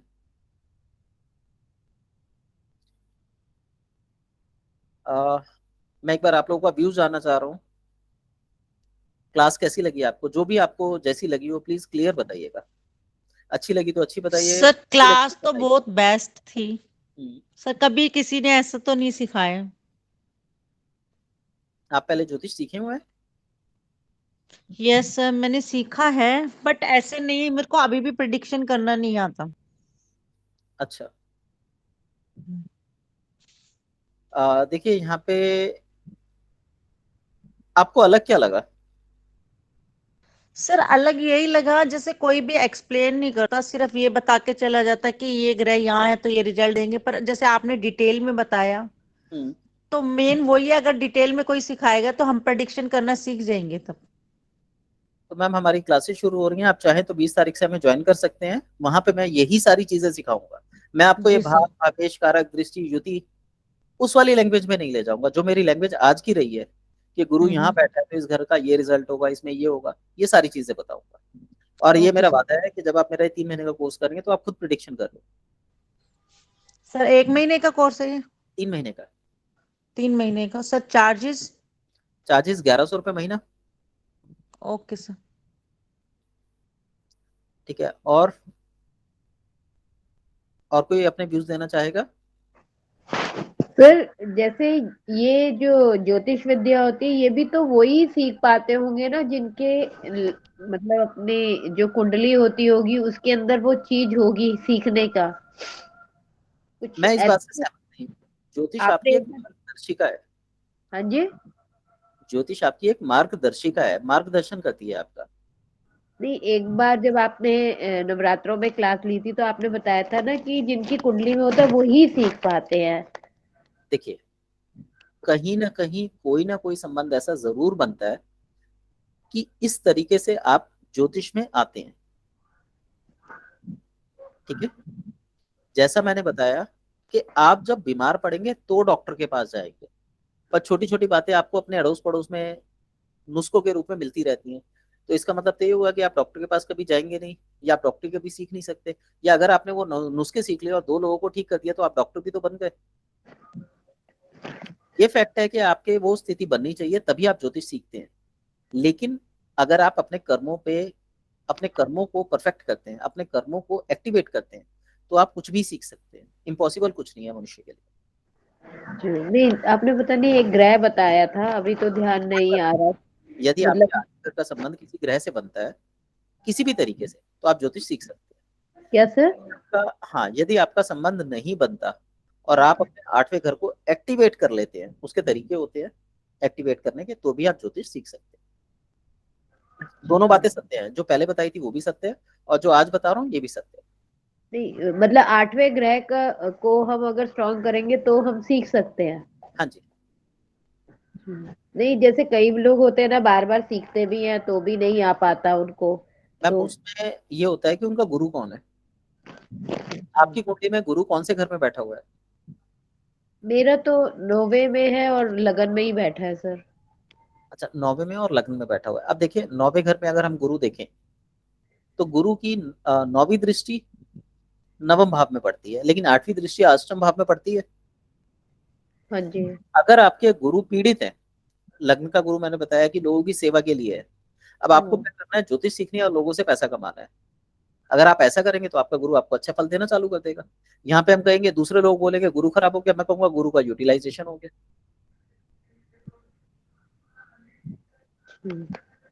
अवस्था एक ही है, यूज करने का तरीका बदल दिया।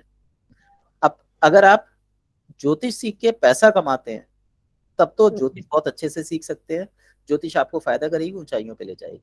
और यदि आप ये काम नहीं करते तो फिर जो मैंने दिव्या जी के बारे में बताया, जो मैंने अभी पीछे कुंडली की विश्लेषण किया था, जिनका जो शनि के लेके किया था, गुरु को लेके किया था, सेम आपके ऊपर भी एप्लीकेबल होता है। मतलब वो फिर अगर सीखें तो फिर उससे अर्न भी करें। बिल्कुल, मतलब आप इसे व्यवसाय के रूप में अपना सकते हैं, सेवा के रूप में नहीं ले सकते। ये तीनों के लिए है। जिसका गुरु लग्न में बैठा होगा, यदि वो परमार्थिक काम करता है, ईश्वर के रास्ते पे चलना चाहता है, ईश्वर से मिलना चाहता है, मोक्ष प्राप्ति करना चाहता है, तो उसे ज्ञान को लोगों को बांटना चाहिए। और उसके बदले उसको चार्ज करना पड़ेगा। हाँ जी। अगर मतलब वो वो चार्ज नहीं करेगा तो वो भौतिकता से दूर होता चला जाएगा, और गुरु के जो रिजल्ट है वो बहुत ज्यादा अच्छे होने के कारण खराब हो जाएंगे। मतलब फ्री जैसे में विद्या बांटेगा तो उसको अब नुकसान होगा, जी, और अगर वो उसको अर्न करेगा गुरु को तो फिर फायदा होगा। हाँ। और गुरु यहाँ पे आपको एक चीज और कहता है कि अगर आप ये काम करने जाएं तो इसको अच्छे से समझ के डीप नॉलेज लेके जाएं, क्योंकि 8वां का जो है वो डेप्थ का भी है। हाँ हाँ। अगर आप डेप्थ में जाके और फिर ये काम करेंगे तो आपको ज्यादा फल, अच्छा फल देगा। और एक चीज याद रखिए, गुरु पहले घर में प्रतिष्ठा का कारक है। तो अगर आप ज्योतिष सीखते हैं और पैसा अर्न करते हैं तो एक लंबे समय के बाद संसार में आपका नाम होगा। बहुत गहराई से जाके सीख सकते हैं जिन जिनके गुरु लग्न में बैठे। ठीक है सर। और सिर्फ ज्योतिष नहीं, कोई भी गुप्त विद्या आप लोग सीख सकते हैं जिसमें आपका इंटरेस्ट हो, जैसे टैरेट कार्ड हो गया, हीलिंग हो गई, ज्योतिष हो गया। अच्छा, मतलब हाँ, किसी भी तरह की जो गुप्त विद्याएं होती है, जो मतलब ये नॉलेजेबल चीजें होती हैं, जो इनका लोग बहुत कम ही, आजकल तो ज्यादा ही हो गया सर इसका उपयोग। इसमें ज्यादातर आप देखेंगे लोगों के पास आधी अधूरी जानकारी होती है। जब आप उनसे कर बैठ के देखिए, जब आप किसी के पास जाते हैं आप उसे काट नहीं सकते, पर यदि आप उनके बराबरी पे बैठे हैं और आप उनसे सवाल जवाब कर रहे हैं तो आपको दिखाई देगा अधिकतर लोग खोखले हैं। लोगों ने पीएचडी की डिग्री कर ली है ज्योतिष के अंदर, लेकिन जब प्रिडिक्शन की बारी आती है वो मार खा जाते हैं। उसका लॉजिक यही रहता है कि उनके पास जो सामान्य बुद्धि है ज्योतिष को देखने की, वो नहीं है। वो सिर्फ रटे रटाए फार्मूलों पे चलते हैं। और फार्मूले क्या है कि एक समय विशेष पे ही काम करते हैं। हमेशा ये नहीं है कि एक जैसा फार्मूला काम करता है। फार्मूले भी समय के अनुसार आपके बदलते रहते हैं, लेकिन कुछ स्थिर फार्मूले हैं, वो चलते चलते हैं। जैसे अभी मैंने बताया कि गुरु जिस घर में बैठेगा उस घर को खराब कर देगा, ये स्थिर फार्मूला है। समय कोई भी आ जाए ये हमेशा एप्लीकेबल होगा। लेकिन अगर अब सतयुग लग जाए और हम ये कहें कि गुरु जिस घर में बैठ गया तो उस घर में वो खराब करने के स्थान पर उस घर को जागृत कर देगा। तो समय का ये ध्यान हमें रखना बहुत जरूरी ठीक। है। अभिजीत जी, 8वें घर में अगर गुरु बैठा है तो गुप्त विद्याएं आपके पास बहुत आसानी से आ सकती हैं, लेकिन ये आप समाज के भले के लिए प्रयोग में करेंगे, भौतिक सुखों के लिए यूज नहीं कर सकते इसको। आप नाम कमा सकते हैं इसके थ्रू, पैसा नहीं कमा सकते। पैसा कमाएंगे तो गड़बड़ हो जाएगी, और वैसे आप कमा भी नहीं पाएंगे इससे पैसा। आपको जानकारी पूरी होगी कैसे करना है, क्या करना है, कहाँ पे लोग धक्के खा रहे हैं, कहाँ दिक्कतें आ रही हैं। ये गुप्तता आपको 8वें घर में गुरु से मिलती है, क्योंकि 8वां घर खराब कर दिया उसने, और 8वां घर ही कुंडली का सबसे ज्यादा खराब घर होता है, पीड़ा का घर होता है। तो पीड़ाएं भी बहुत देगा और लाभ भी बहुत अधिक मात्रा में देगा। आपको भी ये कहा जा सकता है कि गुरु अष्टम भाव में होने के कारण गुप्त ज्ञान की प्राप्ति कराता है। रिसर्च आपके अंदर से निकलेगी, लेकिन मोटी मोटी बातें आपको याद नहीं रहेगी। तो आप जितना मर्जी रट्टे मार लीजिए, नियम आपको कभी भी याद नहीं होंगे। एक बार लाइन पे आ जाइए, ऐसा है या नहीं है प्लीज बताइए। हाँ है सर, सॉरी, बराबर है सर, आप बोल रहे बराबर है हैं। जी। ये होगा, आपके पास ज्ञान सारा होगा, लेकिन अगर कोई कुछ पूछेगा तो आप उसे सीक्वेंस वाइज या नियम से नहीं बता सकते। आप अंतर्ज्ञान से बहुत कुछ बता सकते हैं। आपको अंतर्ज्ञान की शक्ति मिली है नेचर से। बराबर। जी मैम, आप कुछ पूछना चाह रहे हैं चंचल जी? सर जैसे 4th हाउस में तो 7th दृष्टि उस पे जाएगी प्रोफेशन के हाउस पे, तो वो भी सीख सकते हैं? सॉरी, 4th हाउस में? सर 4th हाउस में गुरु और मंगल बैठा है, तो वो हाँ, 7th दृष्टि 10th हाउस पे डालेगा, तो फिर भी ये सीख सकता है एस्ट्रोलॉजी? देखिए, सीख तो कर्मों के द्वारा तो कोई भी सीख सकता है। अब यहाँ से आप देखिए, आप ये बोल रहे हैं ना 4th हाउस में गुरु बैठा है, हाँ, यस सर। ठीक है? तो हम यहाँ से गिनते हैं 1 2 3 4 5। पांचवी दृष्टि आपकी इसमें आ गई। अब आप अष्टम। सीखें या ना सीखें, गुरु की दशा आने पर, गुरु की अंतर्दशा आने पर, ये आपको एक बार किसी न किसी गुप्त विद्या से जरूर जुड़वाएगा। आपके मन में रुचि जगाएगा ही जगाएगा। और जैसे ही आप इससे जुड़ेंगे तो पांचवा लाभ का दृष्टि है, आप यहाँ से बहुत अच्छा पैसा कमा सकते हैं। जी सर। आपको अगर ये सीखना है तो पैसा कमाने के लिए सीखना है। ये आपको लमसम पैसा देगा और बहुत अच्छा देगा, लेकिन ये ध्यान रखना है कि आपने अपने सूत्रों को किसी के साथ बांटना नहीं है, यानी आप पढ़ाने का काम नहीं कर सकते। अगर आपने लोगों को फ्री में बताया, फ्री में लोगों की मदद करी, आपके गुरु जो है वो खराब हो जाएंगे। सर जैसे ग्रुप में चैटिंग करते हैं तो भी नहीं करनी फिर अपने सूत्र बताने? आपका शेयर नहीं करना, दूसरे का इकट्ठा करते रहिए। Okay sir. सर अगर मंगल भी साथ में बैठा तो वो प्रॉब्लम करेगा फिर? मंगल ये कहता है कि आपकी ऊर्जा वहां लग रही है और आप अपनी ऊर्जा को बांट देंगे, किसी के साथ शेयर करेंगे, आपके पास तो ऊर्जा का अभाव होगा ना। जी सर, ओके। यदि आप अपनी चीजों को दूसरे को बांट देते हैं तो दूसरे आपको रिस्पेक्ट नहीं करेंगे, और वही चीज अगर आप छुपा के रखते हैं तो आपके आसपास भीड़ लगी रहेगी। सर ये तो बहुत अच्छी नॉलेज दे रहे हो आप। तो ये तो सिंपल सिंपल बातें हैं, इसमें कुछ भी ऐसा नहीं है कि आपकी कुंडली बता रही है। ये तो सिर्फ गुरु और मंगल की युति है। ये युति कहाँ कहाँ दृष्टि डाल रही है उससे हम अंदाजा लगा सकते हैं। अब मान लीजिए आपका गुरु और ये है, मैं सारी चीजें हटा रहा हूँ यहाँ से एक बार। यहाँ पे देता हूँ।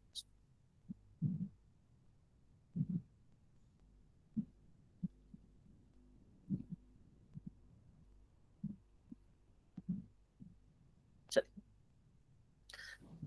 मैंने आपकी कुंडली ली है, मुझे नहीं पता राशि कौन सी है कौन सी नहीं है। यहाँ पे गुरु और मंगल बैठे हैं। जी सर। ये घर है चौथा। मीन गुरु राशि। बैठता है उस घर को खराब कर देता है, यानी आपके परिवार में आपको दूरी देगा। ये परिवार में आपको पिसना पड़ेगा क्योंकि गुरु बैठा है, जी। ठीक है? और मंगल क्या है? ऊर्जा, यानी आप अपनी ऊर्जा अपने घर वालों पे लगाओगे और घर वाले आपसे दूर भागेंगे। जितना ज्यादा आप अपने घर वालों को सलाह दोगे, जितना ज्यादा आप अपने घर वालों की मदद करोगे, घर वाले आपसे उतनी दूरी बना लेंगे। ये आपका परिवार है, आपके बच्चे और आपके हस्बैंड, बस। हाँ यस सर, ठीक है? यही। गुरु की पांचवी दृष्टि पड़ती है 8वें घर पे। इसका मतलब ये हुआ कि आपको 8वें घर से जुड़कर कोई काम करना है जो आपके इस घर की शक्ति को क्षीण कर दे। ऐसा करने से आप अपने घर का अपना जो ज्ञान है, क्योंकि गुरु वाले के पास ज्ञान होता है और वो ज्ञान बांटेगा ही बांटेगा, उसे रोका नहीं जा सकता। तो वो क्या करोगे, आप अपने घर की शक्ति को 8वें घर से जोड़ दो। अब आप अपने घर वालों के नजदीक हो जाओगे और बाहर ज्ञान बांटोगे, तो आपको घर से भी इज्जत मिलेगी और बाहर भी इज्जत मिलेगी। Right sir. अब यहां से आपकी जो 7वीं दृष्टि है वो पड़ती है कर्म पे। अब गुरु वाला अगर कर्म नहीं करता, अगर मेहनत करता है गुरु वाला, तो उसे अच्छे रिजल्ट नहीं मिलेंगे और आप अपने घर में दिन रात लगे रहते होंगे और आपको कोई रिस्पेक्ट नहीं मिलेगी। तो आपने जब हाँ। कर्म करने बंद किए तो आपका कर्म का क्षेत्र एक्टिव हो गया। बाहर वाले लोग आएंगे, आपको फल फ्रूट देके जाएंगे, पैर छू के जाएंगे, और घर वाले आपको अलग से इज्जत देंगे और काम आपको कोई नहीं करना पड़ा। और अभी आप काम में लगे हुए होंगे क्योंकि ये वाला घर खाली पड़ा है। यस सर, बिल्कुल घर में 24 घंटे लगी रहती हूँ, कोई रिस्पेक्ट नहीं। गुरु बैठा हुआ है ना वहाँ पे, वो आपसे मेहनत कराएगा ही कराएगा। हम, मैंने बोला ना, ज्योतिष में आते ही हमारे सवाल जवाब इसलिए क्योंकि हम उस घर से पीड़ित होते हैं। अगर पीड़ित नहीं होते तो आप बोलते ही नहीं, बस सुनते और कहते बेकार की क्लास है, निकलो, ऐसे उल्टा सीधा बोल रहे हैं, चलो। तो जितने लोग हमारे पास आएंगे वो उस घर से पीड़ित हैं, इसीलिए वो हमारे पास। जी इसके सर। बाद 10वीं दृष्टि पड़ती है 7, 8, 9, 10 लग्न पर। गुरु की लग्न पर दृष्टि होने से आपके पास ज्ञान की कमी नहीं है। सर 9वीं दृष्टि तो 12th हाउस पे। 12वें घर पे, 12वें घर पे जो दृष्टि पड़ रही है वो ये बता रही है कि आपके जीवन में जो सुख है वो घर से दूर रहने पे मिलेगा, या आपको एक लंबे समय बाद मिलेगा, इन्वेस्टमेंट के बाद मिलेगा, पूर्णता के बाद मिलेगा। उससे पहले आप दुखी रहेंगे। इसका एक कारक ये भी हो सकता है कि आप पीछे से कहीं और के हो, शादी आपकी कहीं और हुई हो, दूसरी स्टेट में हुई हो, या शादी के बाद आपने अपनी स्टेट चेंज कर ली हो। सर स्टेट चेंज हुई है, दूर चले गए। हाँ, लेकिन गुरु आपका तब एक्टिव माना जाएगा जब आप 12वें घर से जुड़कर गुरु संबंधी कोई काम करेंगे। यानी आप अपना 8वां घर एक्टिवेट कीजिए, 12 अपने आप एक्टिवेट हो जाएगा। और आपके लिए एक और बेहतरीन चीज बताता हूँ, अगर आप करें तो जी सर। गुरुवार के दिन 1 रुपया, 2 रुपया, 10 रुपया, 11 रुपया, या जो भी आपकी श्रद्धा हो, हर गुरुवार को मंदिर में जाके कुछ गुप्त दान करके आओ। किसी को कुछ मत बताना आपने क्या किया है क्या नहीं किया, किसी को भी सर मत वो बताना। बॉक्स बने होते हैं उसमें डाल लें? जी, मंदिर के बॉक्स में नहीं डालना। मंदिर में ऐसी जगह रख के आना है जहाँ किसी को पता ना हो कि आपने पैसे रखे। वो बॉक्स दान पात्र है, अगर आप उसमें डालते हैं तो वो दान हो जाएगा। Okay sir. आपने गुप्त दान करके आना है जिसका कोई फायदा उठा सके। जैसे आप कहीं बाहर जा रहे हैं, किसी का खाने के लिए एक प्लेट बुक करा दी कि भैया आपसे 10वां आदमी जो भी आए उसे फ्री में प्लेट खिला दो, जी सर। तो वो गुप्त दान हो गया। लेकिन अगर आप मंदिर में दान पेटी में डालते हैं तो वो दान की श्रेणी में आता है। इस जी तरीके सर। के गुप्त दान करना चालू करो, देखो आपके घर में आपकी बहुत सारी चीजें बदल जाएगी। तो ये तो बहुत अच्छा है आपने बताया। हाँ जी। इसके बाद हम आते हैं मंगल पे। मंगल की कौन सी दृष्टि होती है? चौथी और 8वीं। तो यहां से चौथी दृष्टि 1, 2, 3, 4 सप्तम भाव को देखता है। आपके अपने स्पाउस के साथ, अपने पार्टनर के साथ वैचारिक मतभेद हो सकते हैं, या आपका ऊर्जा उनसे बहुत ज्यादा हो सकता है, और आपके और उनके विचार आपस में नहीं मिलेंगे। अगर आपके और विचार मिलते हैं तो मंगल अच्छा है। ऐसे केस में आपको मंगल को बढ़ाना चाहिए, क्योंकि कुंडली ये कहती है कि विचार नहीं मिलने चाहिए। ये सर नहीं मिलते, पर कंप्रोमाइज करती हूँ। देखिए, वाइफ के लिए बेसिकली कॉम्प्रोमाइज शादी के बाद जरूरी हो जाता है। हम्म। इसके अलावा आप Yes, मंगली नहीं है, तो अगर आपके हस्बैंड भी मंगली होते तो ज्यादा अच्छे रहते। सर क्या क्या बोला आपने? आप मंगली हैं। Yes sir. हम्म, ठीक है। अब आगे चलते हैं। उसके बाद 7वीं दृष्टि ये पड़ी, कर्म के क्षेत्र पे पड़ी। आपको कोई कुछ बोले या ना बोले, आप दिन रात काम में लगे रहेंगे। जी सर। अगर आप काम नहीं करेंगे तो आपको बेचैनी होगी। आपको बस कोई इशारा भर कर दे कि ये काम है, आप तुरंत काम में लग जाएंगे। तो ये आपकी एक हाई पॉजिटिविटी है जिसको आपने कम करना है। जी सर बिल्कुल। ठीक, यहाँ पे क्या हुआ, आपका गुरु वीक कर दिया मंगल ने। अगर आप देखेंगे तो अंश भी ज्यादा हो सकते हैं आपके मंगल के, गुरु से ज्यादा हो सकते हैं। सर गुरु के ज्यादा 25 है और मंगल के 24। अच्छा, गुरु के 25 है तो ये पांचवें घर की तरफ जा रहा है, जी सर। और मंगल के 24। हाँ, तो मंगल भी लगभग बराबर ही हो गया।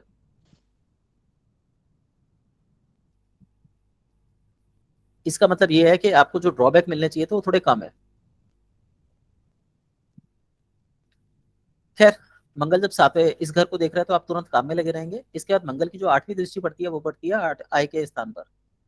आपको लाइफ में इजीली कुछ भी नहीं मिलेगा, हर चीज के लिए स्ट्रगलिंग करनी पड़ेगी आपको। जी बिल्कुल, स्ट्रगल करना पड़ता तब भी नहीं मिलता। हाँ, नहीं मिलेगा, पर आपकी स्ट्रगलिंग बहुत ज्यादा है। और ऐसे में कई बार हम कहते हैं खून के आंसू रोना, वो वाली स्थिति आ जाती है। जी। अब हमने यहाँ पे कोई राशि नहीं ली, कोई कुछ नहीं लिया। हमने सिर्फ यहाँ पे इनके जो कैलकुलेशन है, इनकी दृष्टियां जो पड़ी हैं, केवल उनको उठाया। तो ऐसे अगर हम एक एक ग्रह को उठा के उसकी एक एक घर से प्रिडिक्शन करना सीखें तो हमारे लिए प्रिडिक्शन कोई मुश्किल नहीं रह जाती। प्रिडिक्शन करना बहुत आसान है। पर हम क्या करते हैं, भाव कौन है, भावेश कौन है, भावेश कहाँ बैठा हुआ है। अब जैसे मान लीजिए ये वाली कुंडली में भावेश जो है, लग्न का जो स्वामी है, लग्न की हम बात कर रहे हैं, वो बैठा है आय के भाव में। तो भावेश की जो स्थिति है वो आय के स्थान पर है, तो इनकी लाइफ में कुछ भी इच्छा अधूरी नहीं रहेगी। अब इच्छा अधूरी नहीं रहेगी, एक नंबर यहाँ बैठ गया। ये तो फैक्ट हो गया, लेकिन इससे पीछे वाला घर में 12 मीन राशि बैठी है और वहां पे केतु बैठा है। इच्छा पूर्ति के बाद भी इनको संतुष्टि नहीं मिलेगी, जीवन में एक अधूरापन बना रहेगा।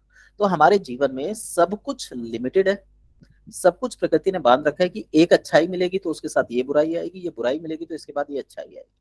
तो यदि हम कुंडली को सही से यूटिलाइज कर लें तो हम इसके मैक्सिमम बेनिफिट्स को उठा सकते हैं, बशर्त हम ये मान के चलें कि ये सिर्फ एक मार्गदर्शिका है, एक गुरु के समान है कुंडली, कि ये सिर्फ मार्गदर्शन कर रही है, इससे हमें मिलेगा या नहीं मिलेगा इस चक्कर में नहीं पड़ना। तो कुंडली बहुत अच्छी प्रिडिक्शन देती है, बहुत अच्छे रास्ते दिखाती है।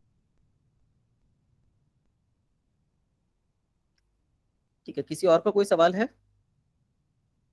नहीं तो हम लोग अब क्लास खत्म करते हैं, काफी टाइम हो गया। आप कुछ पूछना चाह रहे हैं एसएस जी? आपका हैंड रेज है।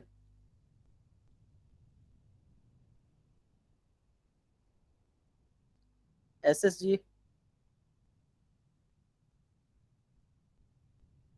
जी आप कुछ पूछना चाह रहे हैं? ओके, चलिए, good night all. Good night sir. जल्दी मिलते हैं। Good night sir.